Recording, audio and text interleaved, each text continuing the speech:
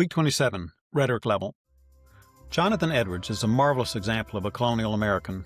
He was a pastor, theologian, philosopher, and missionary. He's best known for sparking the Great Awakening, which swept the colonies. Your kids have had the whole unit to learn about the Age of Reason, in which man's new confidence in the sciences increasingly came into conflict with traditional religion. The latter phase of this Age of Reason was known as the Enlightenment, in which the latest thinkers came up with the newest ideas about how human beings should live. The last thing the European elites were interested in were the old-fashioned claims of Orthodox Christianity. But in America, and to a degree in Britain, the Great Awakening thrust those very claims upon the minds of millions. At a time when most educated Europeans were increasingly cynical about religion, Americans grew increasingly emotional about their faith. Between 1600 and 1750, the American colonies progressed from bare survival to a thriving culture. It started out hard.